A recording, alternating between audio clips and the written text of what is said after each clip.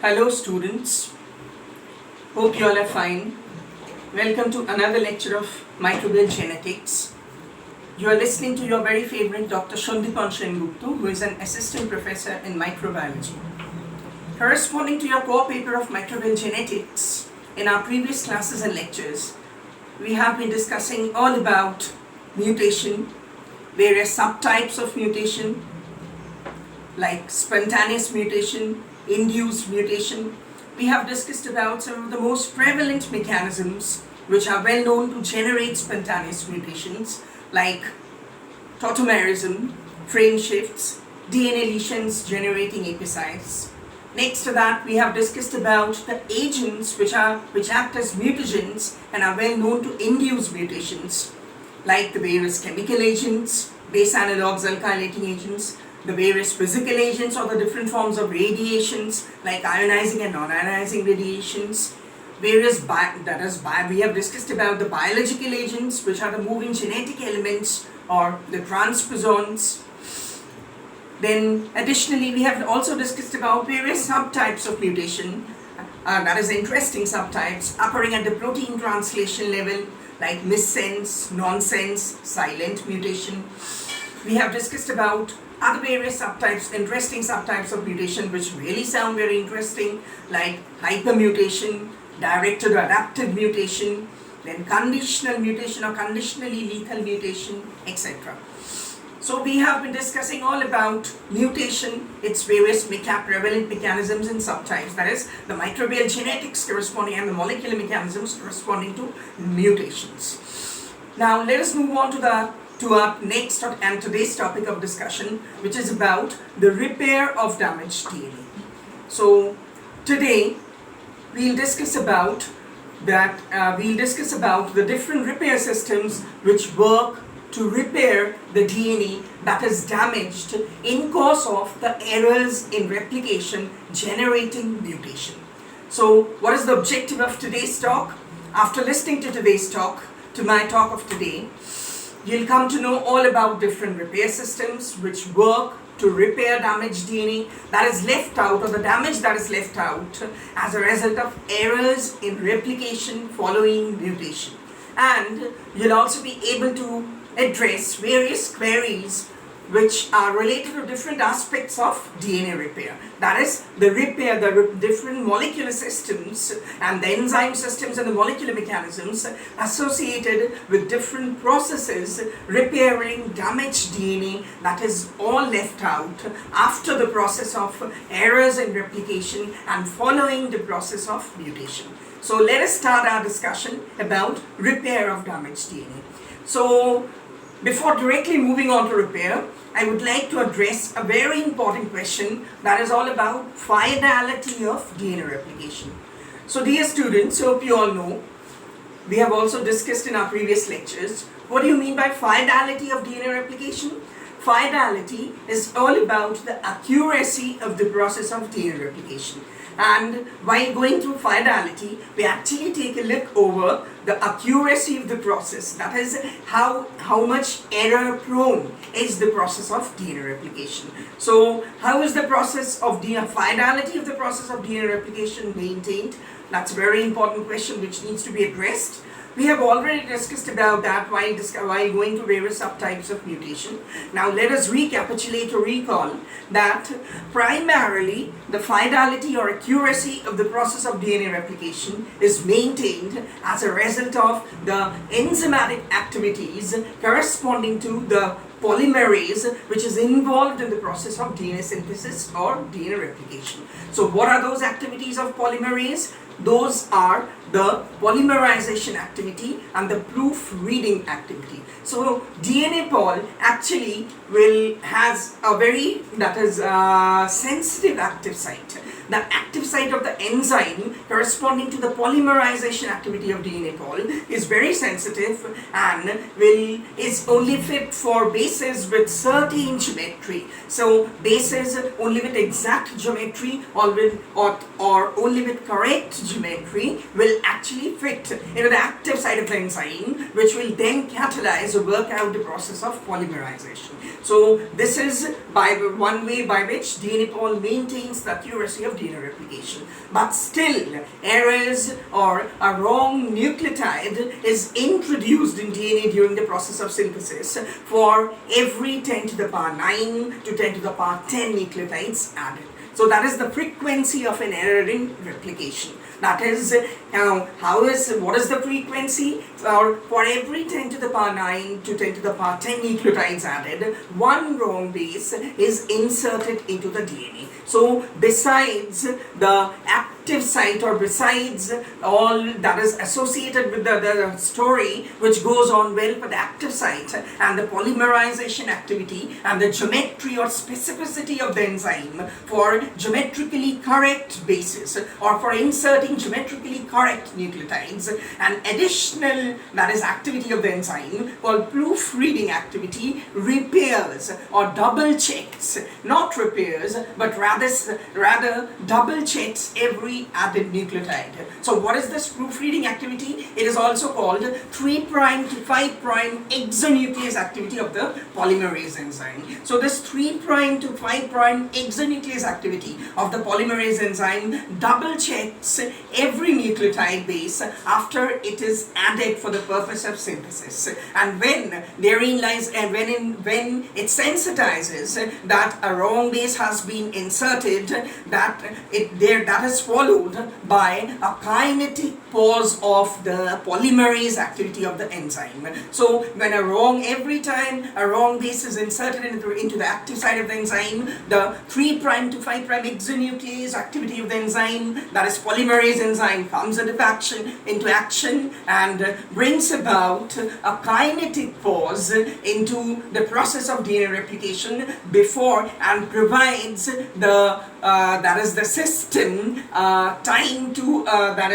repair the base well, or to remove the nucleotide before it moves on, or the polymerase activity shifts to the next added nucleotide. So there is a kinetic pause following the addition of a wrong base that is being recognized, and that is all being brought about by 3' to 5' exonuclease activity of DNA polymerase. So this is exactly called proofreading, because it proofreads, and in course it double checks every nucleotide added. Every time a wrong nucleotide is added, what it does, it makes a kinetic pause and provides time to the cell to remove the wrong nucleotide added. So thus, as a result of 3' to 5' exonuclease activity, much of the fidelity or accuracy of the process of DNA replication is maintained. But what has been observed is that the enzymatic activities of the polymerase, that is the polymerization and the 3' to 5' exonuclease, that is proofreading activity, are altogether not enough and do not account for the entire fidelity of DNA replication. So what does it tell us? What information does it convey? It conveys that additionally there has to be some system which actually works, and which actually works to account for this high rate of accuracy and fidelity of DNA replication. So what are the additional systems? Besides the proofreading activity of the DNA polymerase, the additional systems are the repair systems, which actually work and account for the high degree of accuracy and the overall rate of fidelity of the process of DNA replication. So what are these repair systems doing? That is, after the process of replication, these repair systems work immediately after replication to either excise or to repair the damage generated as a result of error in replication by a variety of ways. So the repair systems work or come into action immediately after replication to reverse the damage caused during errors in replication or following the process of mutation by a variety of ways. And depending upon the molecular mechanism and the enzymes involved in DNA repair systems, different DNA repair systems present in cells have been titled, have been given different names, and have been categorized. So what are the basic things which are associated associated with these repair processes. These repair processes are associated with with 3 to 4 basic mechanisms. The processes either involve, that is, repair of mismatched bases, number 1. Number 2, they involve repair of DNA lesions or repair of, that is, the nucleotide bases in the vicinity of the DNA lesions following excision of the nucleotide, intact nucleotide, or following, which is called nucleotide excision repair, or following excision of the only base portion, nitrogen base of the nucleotide, which is called base excision repair. And very often what happens is that repair process does not involve any excision, any cleavage, or any removal of base or nucleotide as such, or does not involve the repair of mismatched bases and the activity of other enzymes and proteins, but what it involves is direct repair of the bases, what is called the photoreactivation repair. The bases or the wrongly inserted bases are directly repaired without any excision, without any cleavage being introduced, without any nucleolytic activity or endonuclease activity, without any polymerase activity, without removal of base, without removal of any nucleotide. So that is called as direct repair. So what do you mean by direct repair process? A process which directly repairs the wrongly added bases or directly repairs the DNA damage without involving endonuclease activity or any exonuclease activity or polymerase activity, or without involving endonucleolytic cleavage, or without involving removal of nucleotide or removal of base and synthesis of new DNA and removal of template strand or the activity of ligase altogether is called direct repair. So the direct repair is the easiest of the repair mechanisms that is available to a cell, as a result of which a cell directly reverses the damage caused to DNA with the help of an enzyme without going for any of the complicated mechanisms, that is, without going for the things like removal of a nucleotide or removal of a base or synthesis of new DNA, or that is action of ligase, now endonucleolytic activity, role of endonuclease or exonuclease, like that, and that is called as direct repair. So direct repair, the most that is popular of the direct repair processes, has been found well for repairing the damage caused by ionizing physical, non-ionizing physical mutation, that is UV radiation. So what does UV radiation generate? The product of UV radiation is a thymine dimer with 2 adjacent thymines, thymine nucleotides joined together with the help of a cyclobutyl ring. So a thymine dimer generated as a result of the activity of physical mutation, that is UV radiation, is reversed or is repaired as a result of a direct repair process, and that repair process only involves the activity of an enzyme and is a very simple process and is known as photoreactivation repair. So how does it work? As the name suggests, it is a direct repair. It only involves the work of an enzyme and does not involve any synthesis of new DNA, any exonuclease activity, any endonuclease activity, any ligase activity, or any excision of base or nucleotide as such. So how is the damage reversed?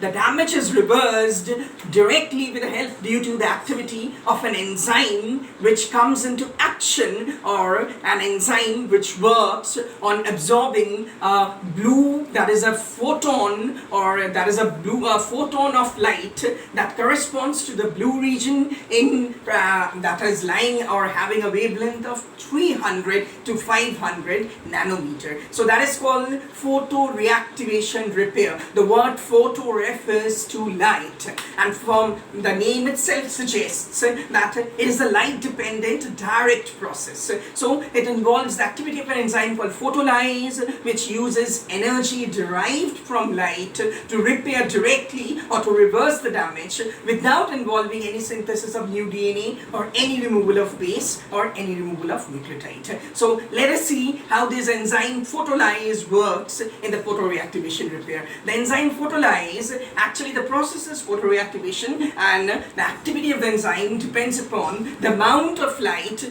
and that is energy, it absorbs directly from a blue light, directly from light. That is, the enzyme photolyase has a molecular weight of 54,000 daltons or 54 kilodalton and has two different subunits in bacteria. That is, the one major subunit of the enzyme is a flavin molecule which is called FADH, the very well known, that is nucleotide, that is FADH, that is and this flavin is present at the active site of the enzyme and is one among the two major subunits of the enzyme. And what about the second subunit? The second subunit is MTHF polyglue. That is, it's a folate subunit. It stands for methinyl N5N10 methinyl tetrahydrofoliyl polyglutamate. That does, it is a folate residue, that is MTHF polyglue. So the N which acts as photoantenna and is the light absorbing pigment chromophore of the enzyme. So the enzyme photolyase with a molecular weight of 54,000 dalton altogether is made up of two subunits. One acts as photoantenna, which is a folate subunit called MTHF polyglue, and it helps to absorb energy directly from light. And the other is F-flavin molecule, that is FADH minus, that is reduced flavin molecule, which is present at the active site of the enzyme. Now the enzyme works in sequential 5 stages altogether, which are very simple to elucidate. Now one by one we cover the stages that is all involved, all associated with the activity of the enzyme. So as the name tells us, that because it is a photoreactivation repair, the enzyme firstly absorbs and that is or obtains its energy to do work directly from light. So what happens is, and how the enzyme does this, the enzyme captures the energy of light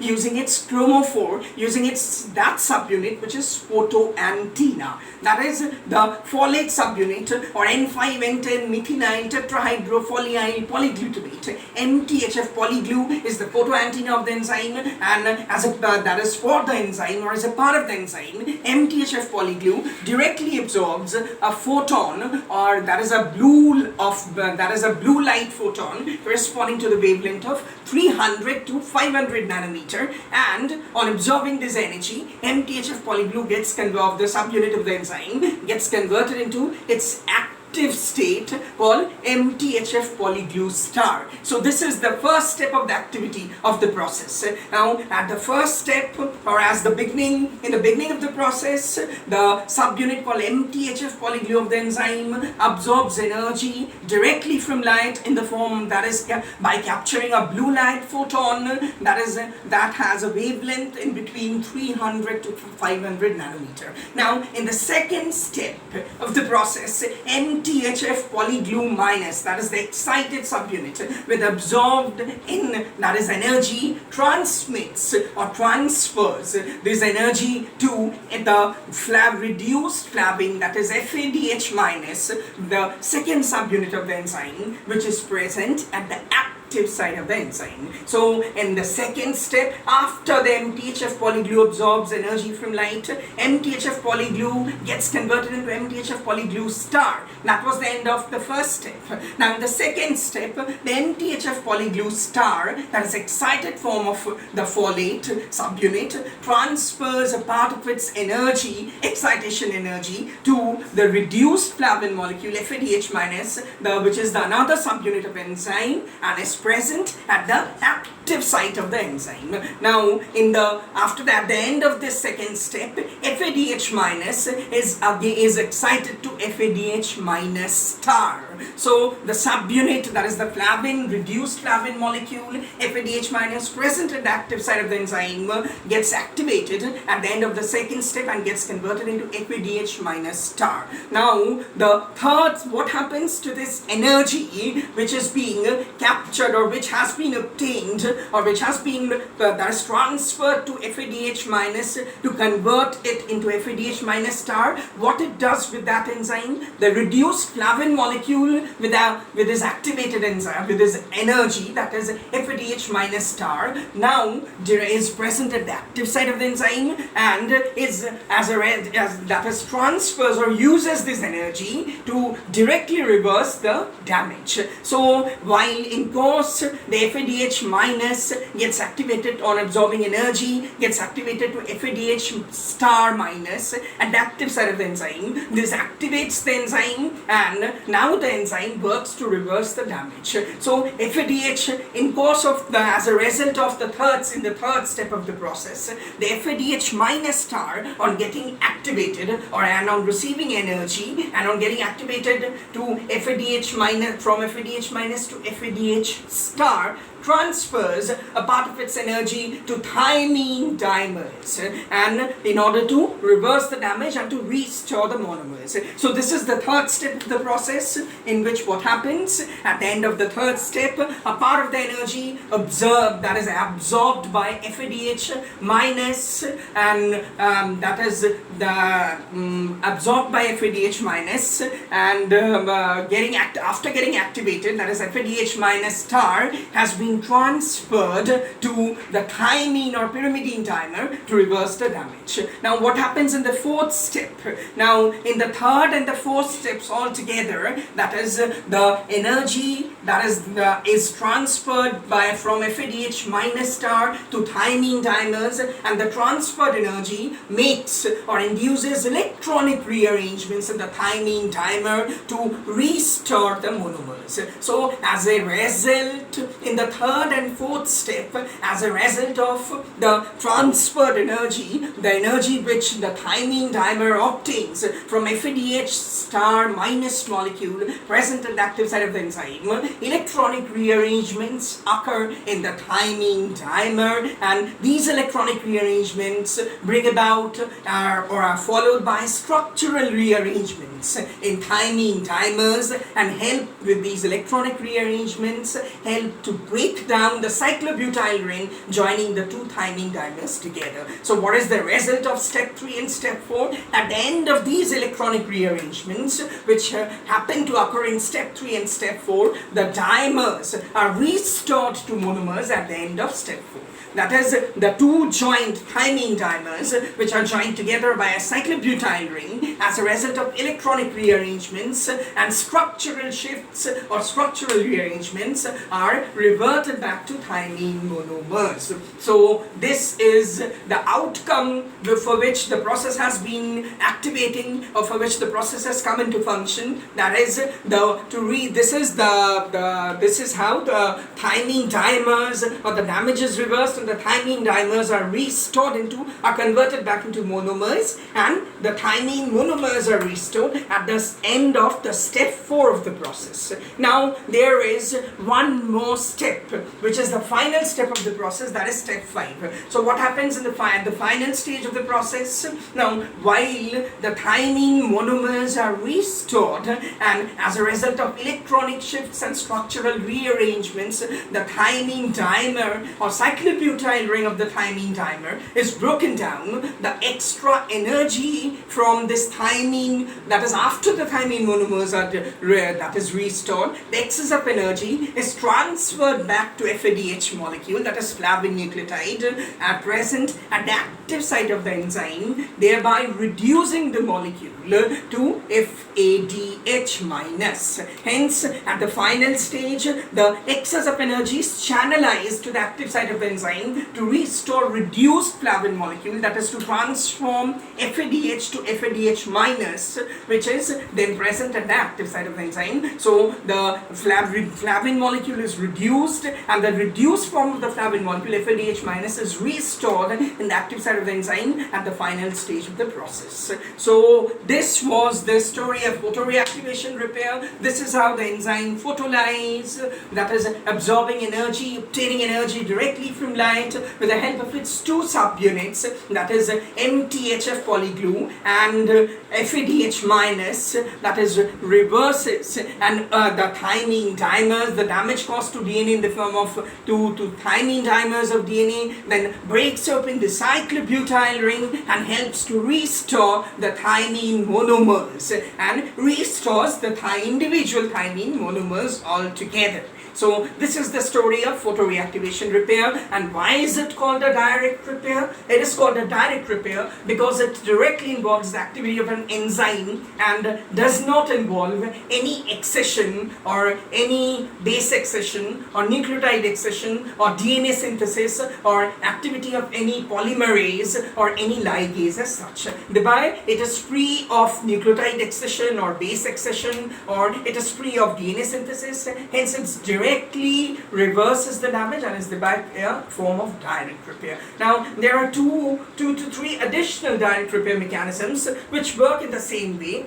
which also involve the activity of enzyme but do not involve accession and help to work to reverse the damage generated as a result of error in replication or errors in replication following mutation, that is helps to repair the damaged bases without involving any accession of nucleotide or any accession of base as such or any new synthesis of DNA as such. We'll take a look and I'm going for a very short break. I'll resume back after the break with an answer to this, and we'll take a look over the other repair system, direct repair mechanisms, which directly involve the activity of enzyme and do not involve any accession of base or nucleotide as such or any new synthesis of DNA, and that is in this way, in the same way, and the way same as that of photolyze, reverse the damaged bases or repair the damaged bases. So what are the systems other than photoreactivation which work to repair the damaged bases? For at present, this is, I am leaving an activity for you all. This is an activity corresponding to what I have explained today, what I have explained till now. So keep searching, keep doing well with this activity. I'm resuming back after a very short break, students. Till then, stay tuned and keep doing with this activity.